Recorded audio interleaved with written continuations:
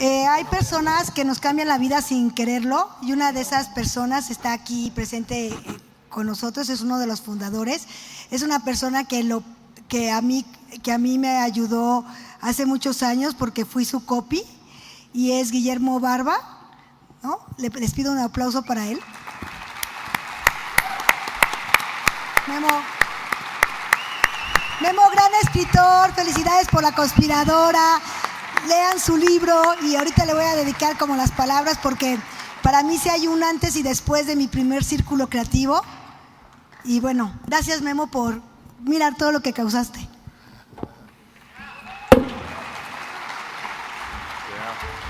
Muchas gracias. Ahorita seguimos de nuevo.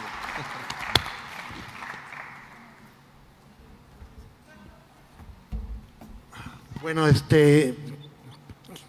creo que es el hacer un homenaje tendría que hacerlo a todos los cinco fundadores que fuimos del Círculo Creativo, a Enrique Gibert, Rodolfo Cavalcanti, Miguel Angelino, Greg Birbil y yo.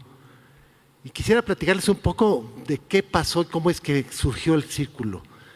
La idea original fue de Rodolfo Cavalcanti. Él me habló un día, yo había hecho unas campañas interesantes en aquel entonces. Estamos hablando de la edad de piedra, de la publicidad, con nada que ver con ahora, ¿no? Y las había visto y me quería conocer, nos juntamos, platicamos y me dijo, ¿por qué no hacemos un club creativo de México? Él era brasileño, él es brasileño. Y dijo, bueno, pues cómo no, vamos a hacerlo. Y nos subimos y creamos ahí, nos subimos al barco los dos. Y lo primero que vimos es que nos faltaba peso, ¿no? Y entonces buscamos a una persona más y se fue Greg Birbil, que en ese entonces era vicepresidente creativo de McCann. Él se subió al barco también, él era gringo, para fundar el Club Creativo de México. Y cuando ya estábamos tres arriba del barquito, nos dimos cuenta de que nos faltaba una bandera con la cual podernos echar a la mar. Y entonces buscamos a alguien de mucho prestigio creativo que pudiera tomar la presidencia y lanzar el club. Este fue Enrique Gibert. Enrique Gibert le dijimos, vente con nosotros, tú eres el presidente, y él dijo, no. Él era una persona a veces demasiado modesta y dijo, yo no tengo el calibre para hacer el VP, el creador de esto, ¿no? Y entonces por sugerencia de él, fuimos con Augusto Elías, que tenía una agencia de las más importantes y era un creativo muy connotado, español, y para ofrecerle el club creativo como presidente. Él, con la mejor de las caras, con una gran educación, nos mandó a la chingada.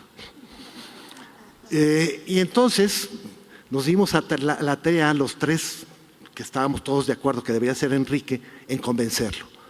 Finalmente convencimos a Enrique de que él sería el mejor presidente del Círculo Creativo para lanzarlo. Aceptó, pero con una condición, que hubiera alguien que administrara el círculo, porque sí somos famosos los creativos de no ser muy buenos en eso. Y entonces se convocó al quinto fue Miguel Angelino. Miguel Angelino, que también era creativo, pero es una persona muy, muy organizada. Así pues, esto fue durante todo 89, nos reuníamos en casa de Cavalcanti y ahí hacíamos ideas y hacíamos las bases del círculo. Bueno, en aquel entonces iba a ser club y lo íbamos a lanzar como club creativo.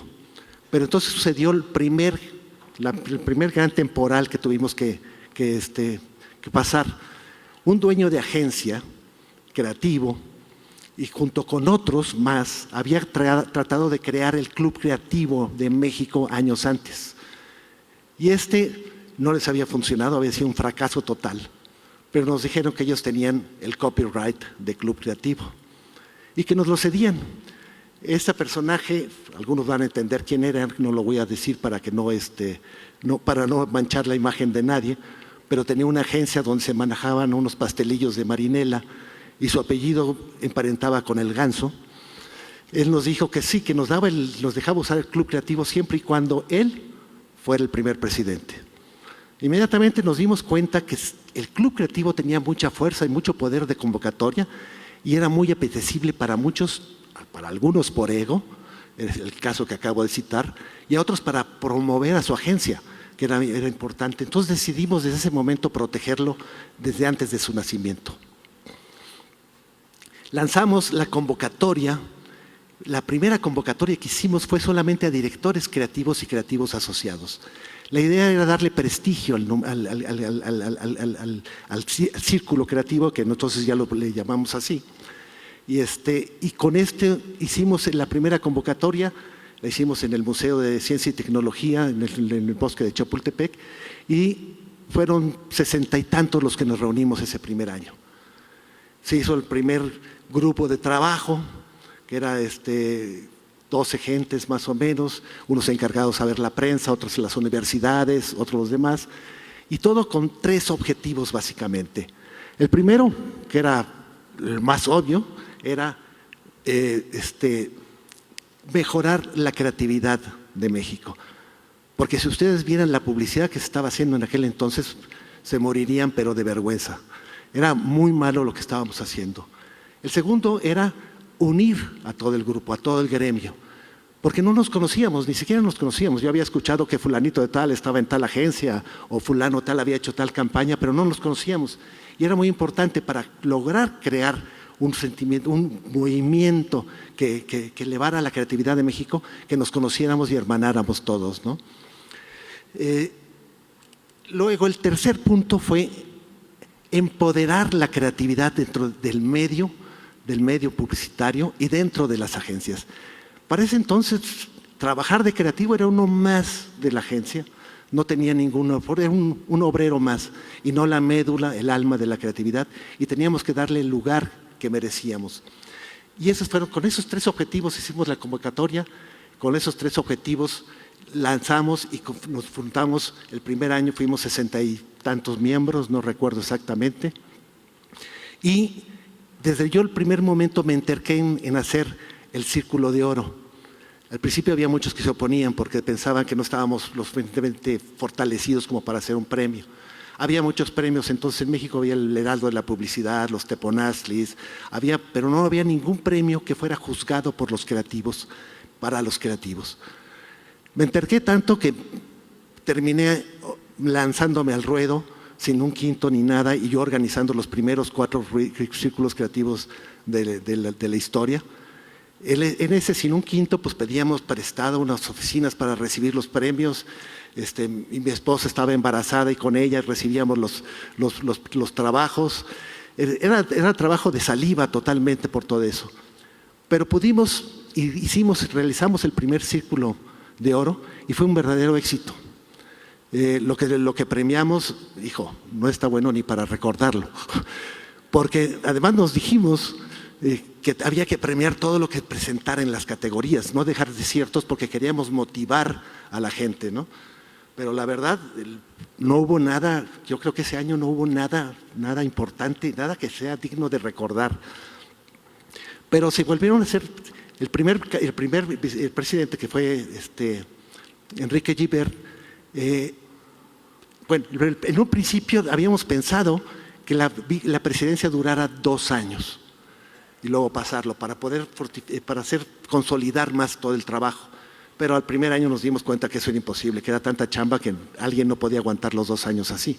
Entonces Enrique Gibert pasó la batuta, sin ninguna votación ni nada, a Miguel Angelino. Al tercer año se le pasó la batuta a Rodolfo Cavalcanti, y luego se me la pasaron a mí, y ya para entonces yo se la pasé a Lourdes Lamasney, y de ahí empezó a democratizarse el círculo. ¿Por qué lo hicimos tan al estilo del PRI, totalmente, los primeros 4 años? Porque nos habíamos dado cuenta de que había muchos que querían abusar del círculo, que lo querían tener para ellos y querían exhibirse a través de él. Entonces, cuidándolo, logramos que llegara a su madurez. Cuando al 4º año, cuando terminó el 4º año, el Círculo de Oro era el premio más importante de México. Había desbancado a todos, se habían desaparecido varios de los premios, Y mientras tanto habíamos hecho no solamente el círculo, sino habíamos hecho seminarios, proyectábamos lo mejor de Brasil, proyectábamos lo que estaba haciendo en todo el mundo de creatividad, y teníamos mesas redondas después de esto para discutir, para ver cómo lo hacíamos. Y para el 4.º año ya había cosas muy interesantes, la creatividad había crecido impresionantemente, había cosas como Cruz Limanía, que era una campaña ya muy exitosa, había muchos esfuerzos que estaban haciendo y había campañas que tocaban calle y que eran ganadoras, ¿no? ¿Cuál fue el secreto de haber conseguido eso en 4 años? Yo creo que una de las 3 cosas que hicimos, y creo que lo hicimos bien al principio, fue primero no permitir truchos. Los truchos eran más para la gloria del creativo y no para mejorar la publicidad en sí. Nosotros lo que queríamos es que en la televisión, en los medios, el mexicano viera mejor publicidad, porque la publicidad es un reflejo de la cultura de un pueblo.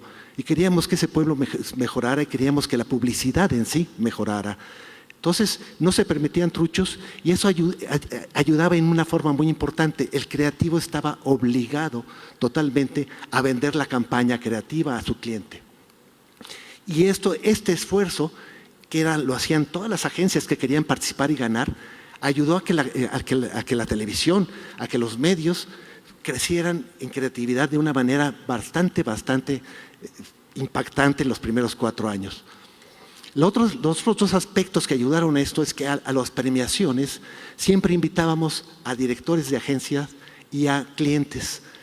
¿Qué pasaba cuando subía el cliente? Por ejemplo, ahorita que estamos viendo, General Motors está subiendo y aquí está Ford. Ford dice, oye, yo el año que entra quiero que estén subiendo por mí. Y el mismo cliente se esfuerza por hacer cosas mejores.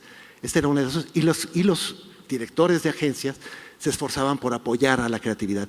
El círculo de oro tuvo tanta fuerza que así pudo ayudar realmente a la creatividad de México en un tiempo que fue básicamente muy corto, ¿no?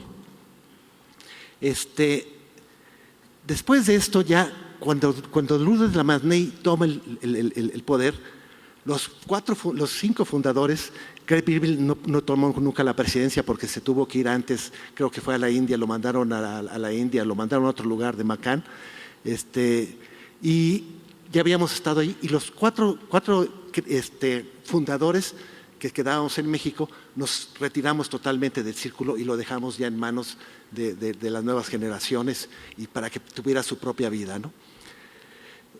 Pero ¿por qué era para nosotros tan importante que los mexicanos se identificaran con su publicidad? Porque la publicidad tiene una gran incidencia en la cultura de un país, porque tenemos una gran responsabilidad social, mejorar el estándar de bienestar de nuestros conciudadanos. Hoy mismo creo que enfrentamos muchos retos donde la publicidad puede incidir. Nos amenaza el calentamiento global y podemos crear conciencia sobre cómo ayudar con ellos. Y no digo haciendo campañas específicas de eso, sino en cada mensaje meter un mensajito por ahí que vaya ayudando a cambiar esto, ¿no? La violencia en México no solamente crea miles de muertes, sino está haciendo pedazos los valores familiares y los valores sociales, ¿no? La migración es un fenómeno que no va a disminuir, va a crecer, eso está considerado ya socialmente, ¿no? Entonces, los sociólogos están viendo que esto va a estar en aumento y en aumento y en aumento. La escasez de agua será un problema que acarreará serios problemas y conflictos en el futuro. Y hay muchos otros en donde podemos incidir, pero quisiera abordar en uno más al que todos debemos participar, y a que nosotros nos parece que es un poco lejano porque la industria de la publicidad ha sido de las primeras en aceptar y darle lugar a la mujer. Hablo de la violencia de género y el empoderamiento de la mujer en nuestra sociedad.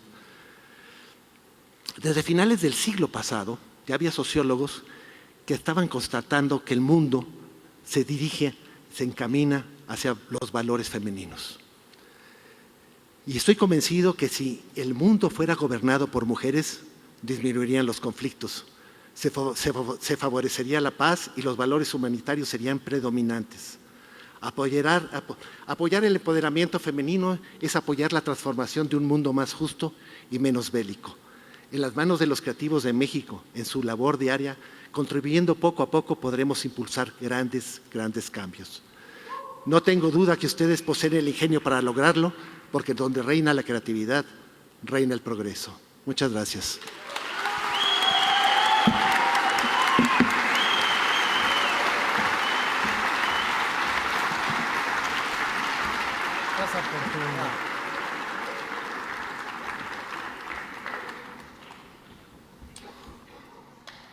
Un aplauso para Memo Barba, caray. Que siga